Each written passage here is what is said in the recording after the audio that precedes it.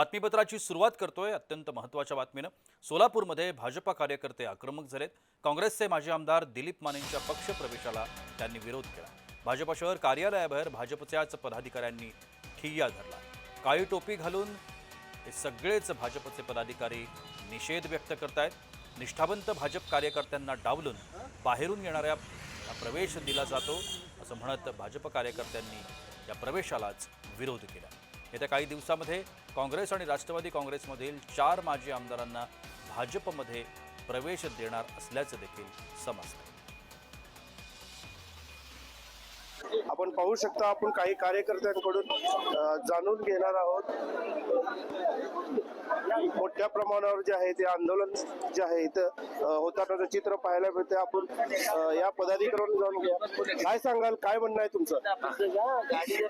भारतीय जनता पक्षाच्या निष्ठावंतांना डावलून जे कलंकित नेते या दक्षिण सोलापूर तालुक्यामध्ये आहेत अशा नेत्यांना पक्ष प्रवेश देत आहे, फार दुर्दैवाची बाब आहे।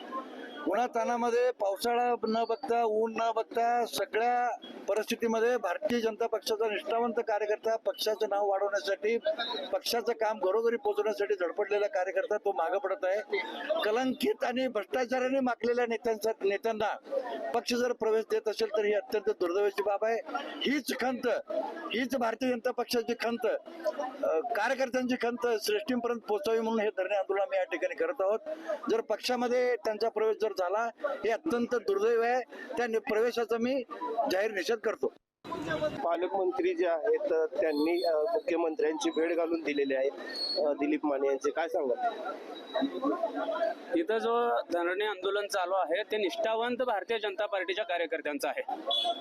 खऱ्या अर्थानं ही निवडणूक कुठल्या मंत्र्याची आणि कुठल्या आमदाराची आणि कुठल्या खासदाराची नाही।